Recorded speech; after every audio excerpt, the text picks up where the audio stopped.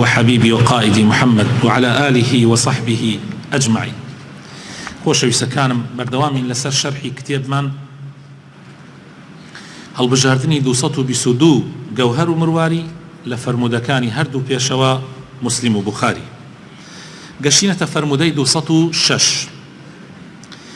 ناونیشانەکەی جوێندان بە مسلمان تاوانی گەورەیە، لەوەش گەورەتر جەنگکردنە لەگەڵ برای مسلمانتە. عن ابن مسعود رضي الله عنه قال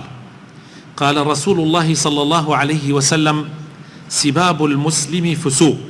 وقتاله كفر. إمام بخاري جمارة 48 وإمام مسلم جمارة 64. أم حديث أجرنوا معناك أويك جويندان بمسلمان تاوانا ويكك لتاوانا قوركان وجنكردنيش لقل إنساني مسلمانا بباورية وكفرة بويا أبي خۆمانی لێ بپارێزین بە قەدەری توانە. ئینسانی مسلمان حرمەتێکی تایبەتی خۆی هەیە، هەر بەبوونی بە مسلمان هەر بە شایەتمان ئینسانی مسلمان حرمەت پەیاکە. پێغەمبەری خوا صلی الله عليه وسلم ئەفەرمێ هەر کەسێک شایەتمانی هێنا بوو بە مسلمان کەوابوو خوێنی ماڵی شەرەفی لە برای مسلمانی حرامە. خوێنی ماڵی شەرەفی، خوێن یعنی نابێ بە هیچ شێوازێک لەگەڵا بجەنگی. خوێنی هیچ مسلمانێک بۆ مسلمانێک حەڵاڵ نییە، یعنی نابێ بیکوژی، نابێت تعدای لێ بکەی. ماڵی یعنی پارە و پولی سەروەت و سامانی حەڵاڵ نییە ئەیلا بە ڕەزابوونی خۆی نەبێ، بە معاملە نەبێ. ئەگینا حەڵاڵ نییە تۆ بڕۆی دەست بگری بەسەریا یا بڕۆی بیدزی. شەرەفی مەقسەد ئەوەیە کە نابێ غەیبەتی بکەی، نابێ هەتکی ناموسی بکەی. غەیبەتکردنی ئینسانی مسلمان طعنە لە شەرەفی. یعنی ئێستا گە تۆ بە یەکێک بڵێ مەسەلەن ئەو کابرا ئاوایە تۆ ئەمە تانەدا لە شەرەفی. بۆیە بە هیچ شێوازێک دروست نییە تانەدان لە شەرەفی شەخصەکە کەسایەتەکەی بشکێنی. هەروەها تانەدان لە یعنی یان تعداکردن لە ناموسی لە بواری مەسەن لە خێزانی، مەسەن لە کچی، لە دایکی، لە هەر کەسێک لە کەسەکانی تۆ بۆت نییە بە هیچ شێوازێک تعدا لەسەر شەرەفی بکەی. کەوابوو بە شایەتمان ئێمە هەر بە شایەتمان ئەم حرمەتە پەیا ئەکەین. کاتێک یەکێک هەڵسا گوێنی دا بە ئینسانێکی مسلمان و گوێندانیش تانەیە لە شەرەف، یعنی معنای وایە ئەمە تاوانی گەورەی کردووە. ئەگەر زیاتر ڕۆیشت و دەستی کرد بە تعداکردن لەسەر جەستەی بەوەی بیکوژێ، ئەوە ئیتر کارەکە گەیشتۆتە کوفر، یعنی کابرا لە سنوور دەرچووە، گەیشتۆتە حەدی کوفر. بۆیە ئەبێ ئینسانی مسلمان ئاگای لە خۆی بێ. فەرمودەی ژمارە 207 ئەمەیان زۆر تونترە لەوەی تر، ئەمەیان زۆر تونترە لەوەی تر. عن ابن عمر رضي الله عنهما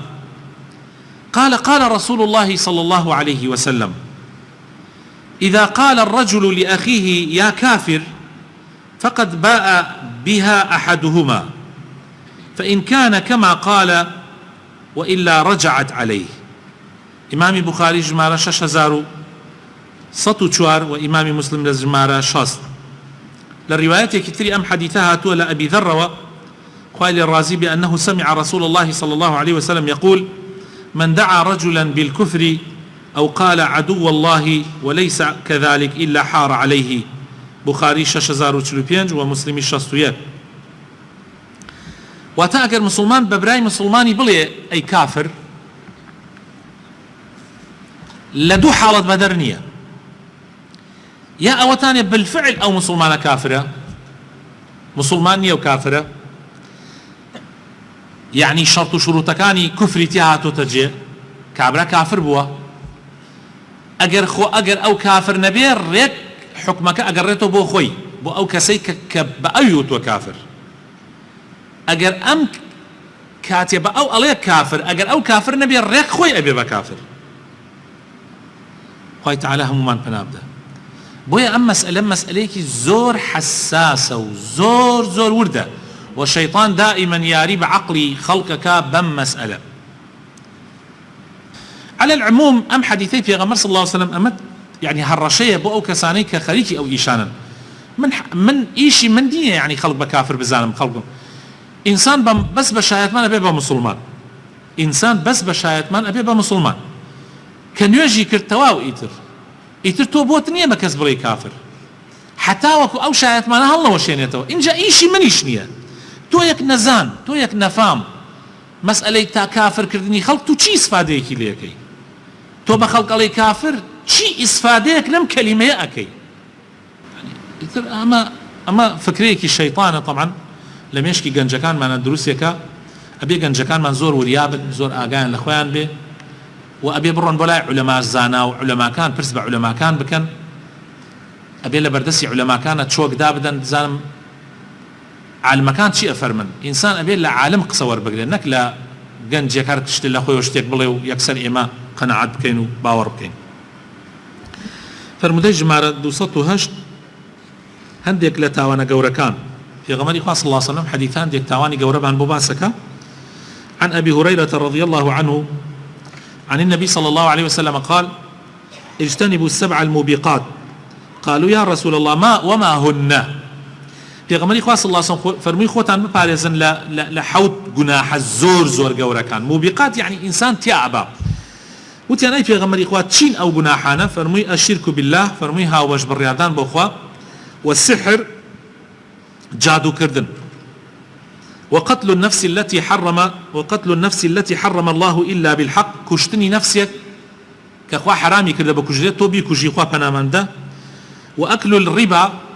خواردني سو، وأكل مال اليتيم خواردني مال يتيم بنا حق. نك برويت مال يتيم چايه بخوي بيقول اما نا يعني يتيم يكي تو مالكي داگيركي مامي يتيمكي خالو يتيمكي اموزا يتيمكي حاله بردسته بره پاري بو ما تو ام يتيمه تو بروي مالكي داگيركي. من اول روجه بتان باس كوتم لمالك بانگي ميان كرد بو مساله ميراثي يعني ميراث دابشكم بويان رمضان و خۆتان ئاگادارن ئینسان من چایم نەخوارد بەڕاستی دوای نوێژی عیشا چایم لە ماڵ نەگوتم ڕۆم لە ماڵ ئەوانە دانشین هەر دانشین چای من شەوی یەک چایەکە خۆم ئەڕۆم لێ باوەڕەکەن تا سەعات 12:30 دانیشتین کاکە چایەکیان نهێنا ئەرێ وتم برا گڵاسێک ئاو بگرن برا هەی ئەمە چی ئەمە يعني ئەوەنە ئەم خەڵکە ئەوەنە بسڵمانە ئاو ناخواتۆ لە ماڵ یەتیمە ئەی تۆ بازار لە بازارە قۆڵ خەڵ لە بنابڕی تۆ ئەوە پیاوێکی مسلمانی ئەوانە لەوێ هەنێکیان دانیشتون نوێژ ناکەن ئەوانەی کە سەرپەرشتی ئیشەکەیان نەکرد قەسەم بەخوا هەنێکیان نوێژ ناکەن ئەسڵەن نەک نوێژ ناکەن کفرەکەن ماڵ یەتیم نابێت جەهلەکە سێ ئەمزان خەڵ ئاوا تێگەیشتووە لە دین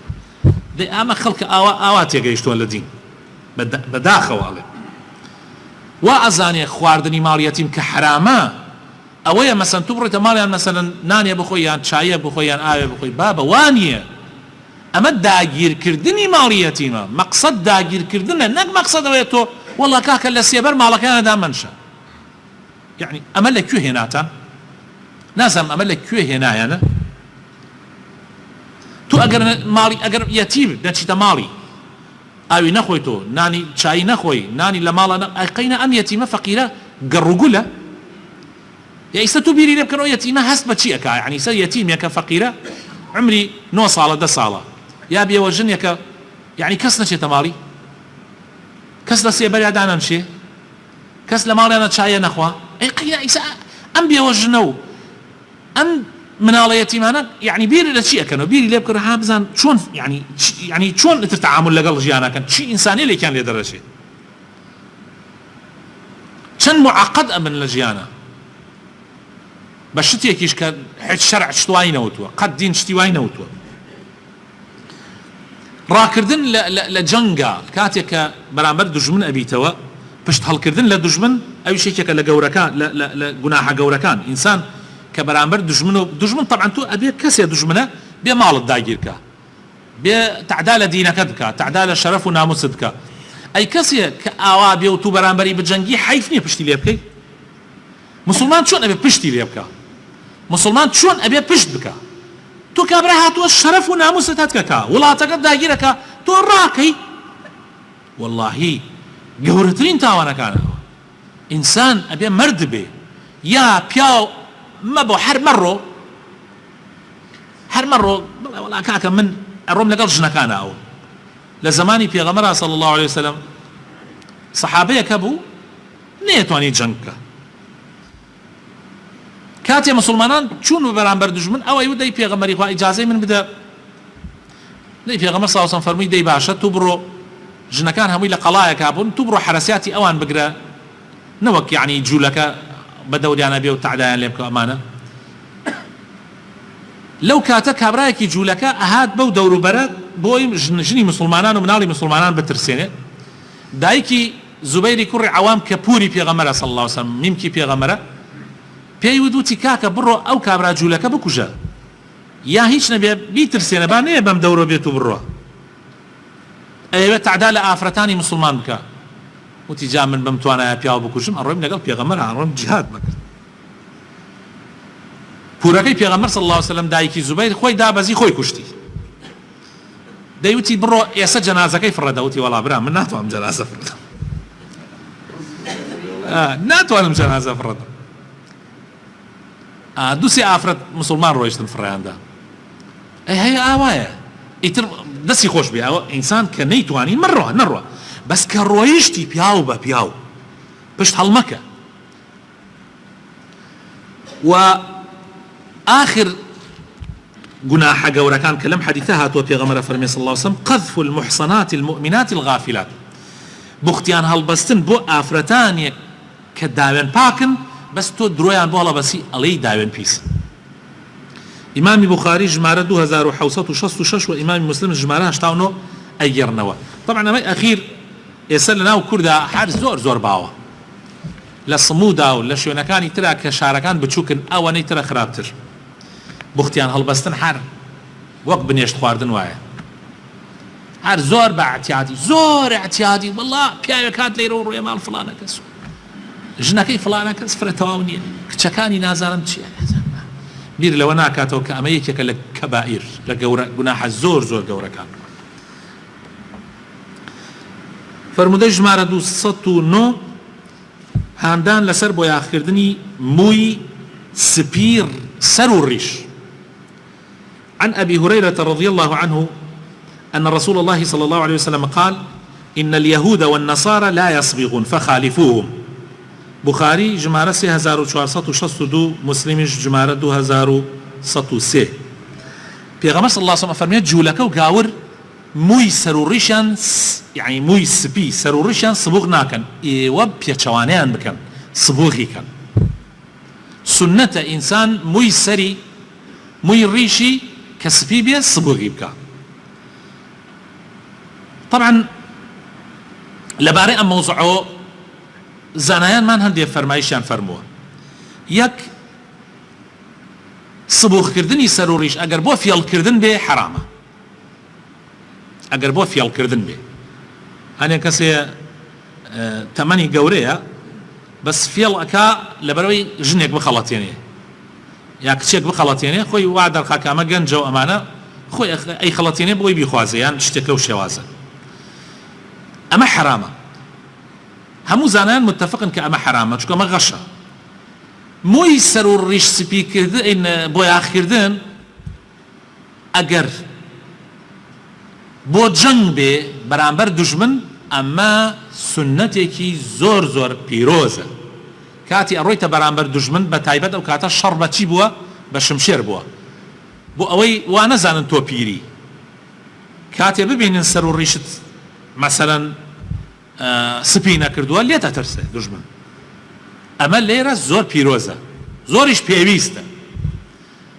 ئەم جادەینە سەر ئەوەی کە لە حاڵەت اعتیادیایە نە لە کات فێڵکردنە نە لە کات جەنگە لەو بەینات چۆن عولەما وتویانە سونەتە بەغەیری ڕەش هەرچی عولەما هەیە وتویانە سونەتە بەغەیری ڕەشی قەترانی علماء إسلام قشتيان يعني يك كسيك نيوتن سنة نية همويان وتويانا أجر رش نبي سنته تمام إن جادين سر رش بزانم رش علماء درباري رش چیان وتووە ئەگەر سبوغ کردن يعني بۆیاکردن بەڕەش لەبارەی ڕەشەوە یەک دوو حەدیثمان هاتووە زۆرینەی حەدیثەکان لەو بارەوە هاتووە ئەو دوو سێ و چوار حەدیثە يعني یان ضعیفە یان معناکەی يعني بەو شێوە نییە ئەوەی کە نەهیەکە لەسەر ڕەش بۆیاکردن بەڕەش حەدیثێکمان هەیە صحیحە لەو بارەوە پێغەمبەری خوا صلی الله عليه وسلم باوکی ئەبوو بەکریان هێنا لە ڕۆژی فەتحا بۆ لای پێغەمبەر صلی الله عليه وسلم بەیعەت بداتە پێغەمبەری خوا سەر و ڕیشی پاک وەک خوری سپی بوو پێغەمبەری خوا صلی الله عليه وسلم فەرمووی بۆ سەر و ڕیشیتان نەگۆڕیە یعنی بۆ یاقتان نەکردێ بیگۆڕن سەر و ڕیشی بگۆڕن سبوغی کەن هەر لە حەدیثەکە ئەفەرمێ يعني لە بەشێک لە حەدیثەکە ئەفەرمێ و ڕەشی مەکەن جنبوه السواد زانایانی حديث ألين أو قصي في غمر نبوة ألين أو جنبوه السواد قصي في غمر نية في غمر صلى الله عليه وسلم فرمي بوياغي كان أما قصي يكيك اللواني كحديث كان جراوته هنديك شلون قصي في غمر ألا وخلاف دروز بو أواني وألين قصي في غمر ألين براش نكريم أواني شك ألين قصي في غمر نية ألين براشيش بكري اعتيادية زوريني زانان لسر أوان براشيش بكري آساية بتايبت زاناني أم زمانة بلام أجر إنسان رشو شتێکی ترتیە کەڵکە ڕەنگەکەی لە ڕەشی قەترانی بگۆڕێ وەکو بۆ نمونە بێتە باینجانی یان نەوعێک ڕەنگێکی تر بدا وەکو قاوایی یان وەکو شتێک لەو شێوازە باشترە و چاکترە ئەگەر کەسێکیش بە ڕەش بیکە ظاهیر بە پێی قەولی زۆرێک لە عولەما هیچ کێشەیەکی تیانە والله ئەعلم ئەمە دەربارەی بۆیاکردن بەڵام بۆیاکردن خۆی بۆ خۆی سنەتە بۆیاکردن خۆی بۆ خۆی سنەتە ئەگەر کەسێک بیکا سنەتێکی پیرۆزی پێغەمبەری خوا صلی الله علیه وسلم جێبەجێ کردووە آخر حەدیثمان ئەمڕۆ فرمودەی ژمارە 210 قەدەغەکردنی تاشینی هەندێک لە مووی سەر و هێشتنەوەی هەندێکی تری یعنی قەزعی پێوترێ لە زمانی شەرعا عن ابن عمر رضي الله عنهما قال نهى رسول الله صلى الله عليه وسلم عن القزع إمام بخاري جمارة 5920 وإمام مسلم جمارة 2120 أم حديثة أجرنوا بيغمر إخوة صلى الله عليه وسلم قد غيكت ولا قزع قزع شيء زانيان شرحي كان قزع ويا لهر شونيكي سرد هنديكي صفر كي هنديكي بيليتو هنديكي صفر كي هنديكي بيليتو اتر بون منا ئەوە ئەڵێن کەڵێشێری نازام چی بانی سەری بێلی تۆ ئەم لا ئەولاکەی کشتی بتاشی ئەوەی کە مەسەلەن ئەم لا ئەولای بێنی تۆ بان سەری بتاشی لایەکی بێلی تۆ لایەکی بتاشی المهم سەری ئینسان قژی ئینسان یان هەمووی بتاشی ئەگەر تاشیت هەمووی بتاشە یان هەمووی بێڵەوە نابێ هەنێکی بتاشی و هەنێکی بێڵیتەوە ئەی باشە لەوانەیە سە پرسیار بکرێ ئەی هەندێکی کورد بکەیتەوە و هەندێکی درێژ بێ ئاتیاتی ئەوەیان هیچ کێشەیەکی تیان نییە یعنی کەوابوو با جوانتر تێ بگەین ئەگەر هەموو سەرت بتاشی هیچی تیان نییە ئەگەر قژت بێلیتەوە هەر هەمووی حتا ئەگەر درێژیش بێ حتا ئەگەر قژەکەتیش درێژیش بێ هەر ئەعتیادیە ئەمە دوان ئەعتیادیە ئەگەر هەندێک لەسەرت کورت کەیتەوە هەندێک لە مووی سەرت کورت کەیتەوە هەندێکی بە درێژی بێریت بۆ نمونە ئەم ناوانەی کورتتر بێ و بان سەر يعني توێڵ و ئەمانەتە تۆ زێ درێژتر بێ ئەعتیادیە مادام سفرت نەکردە ئەعتیادیە مادام لایەکیت سفر نەکردە لایەک ئەعتیادیە ئەوەی کە قەدەغەی لێکراوە ئەمەیە هەندێک لە قژی سەرت سفرکەی و هەندێکی تری بێریتەوە هەندێکی سفرکەی و هەندێکی بێریتەوە ئەوەیان قەدەغەی لێکراوە ئەمەیان قەدەغەی لێکراوە جا ئەو برانەیەمان کە سەرتاشن حەلاقن ئەبێ ئاگایان لە خۆیان بێ ئەو مۆدێلە بەڕاستی نابێت بەکار بێنن ئینسان شەرم نەکا کاتێ کابرا دێتە لای ئەڵێ سرم چاکە بڕێکی لادە و بڕێکی بێڵۆ مەسەلەن ئەمە با بڵێ کاکە ئەمەیان ناتوانم قەدەغەی لێکراوە. ئێستا لەوانەیەکێ بڵێ ئەی حەفرکردن ئاخرەوە هەر ئەوەی وا ئیسا من باسم کرد هەندێکی بێڵیتەوە کورتی کەیتەوە هەندێک با نەگاتە حەدی سفرکردن، یعنی مەسەلە ئەم ناوەتە نییە نەگاتە حەد سفرکردن و ئەوە کەیتر بێڵیتەوە، یعنی ئەگەر دەرەجە 2 بێ دەرەجە 3 بێ قەینا، یعنی کورتی کەیتەوە قەینا بەڵام سفری نەکەی. خوای تعالی لە گوناحمان خۆش بێ و عەفومان بکە.